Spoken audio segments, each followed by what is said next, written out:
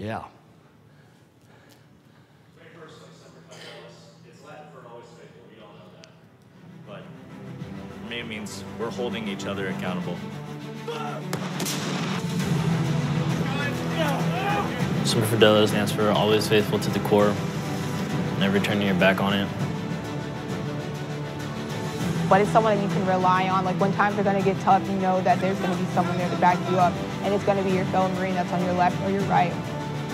So we're always faithful. We're always there with each other. We'll always be fighting for each other if we have nothing else left at the end of the day. To me, that is just a level of commitment unlike any other. And I will never be a part of anything else as big as this.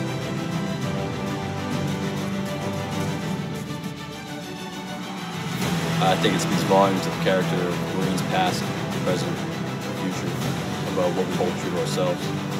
Always faithful to each other, to our country, to our families.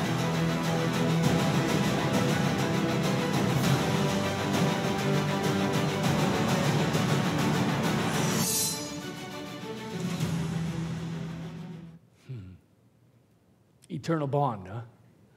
Hey, I'm not even American. I'm proud of them soldiers.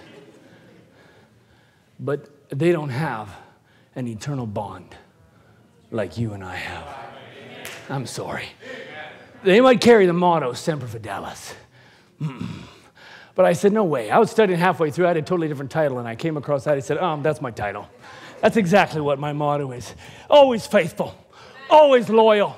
That's what it means. I'm sorry, but one lady said, I'll never be involved in something as bigger than this. Sorry, there is something bigger.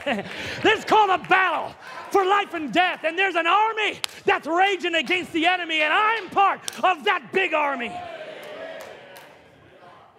I take Semper Fidelis my way. You know what they say about that? To demonstrate that in practical terms, new recruits are told story after story of how Marines sacrificed in combat to remain faithful to their fellow warriors.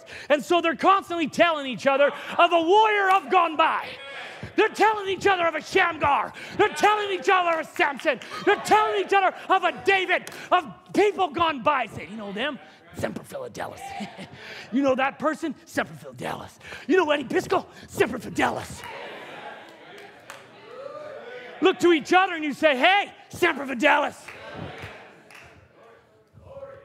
Putting their lives at risk to save other Marines, refusing to leave one of their own behind, alive or dead.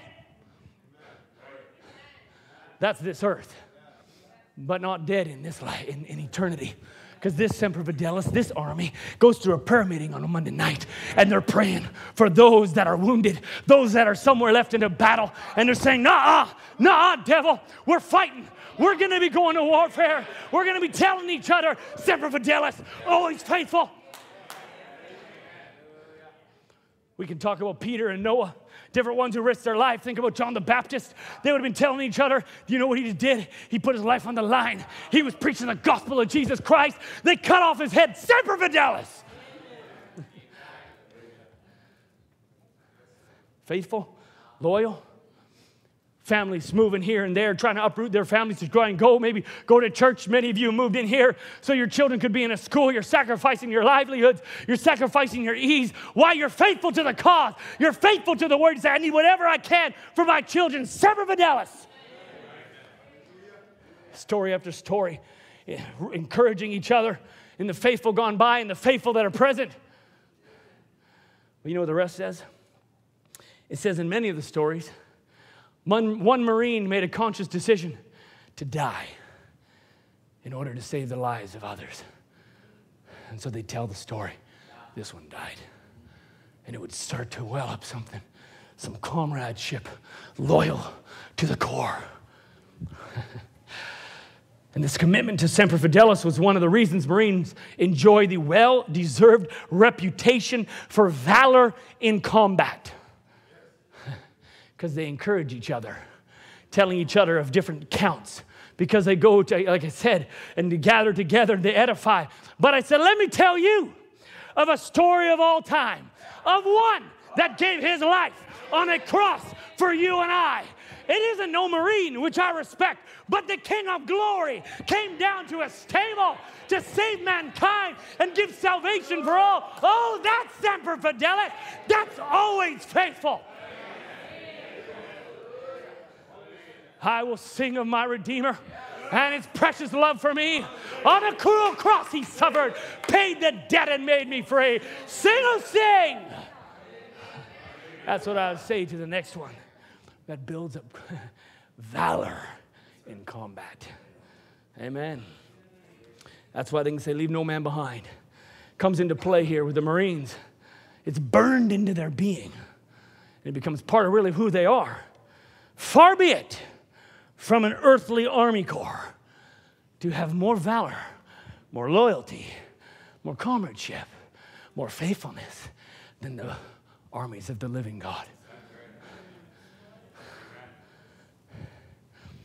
That's why each one of us, young, old, middle-aged, teenage, you need to be walking down the hallway at school.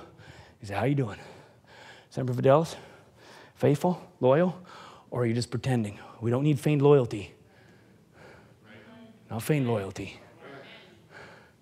Because what happens there after a time, I don't have time to get into it, that manifests itself. So if you need loyalty, you need to pledge allegiance, not to no flag, but to the word. Maybe it's in your bedroom. You say, Lord, I need that. Semper Fidelis, eternal.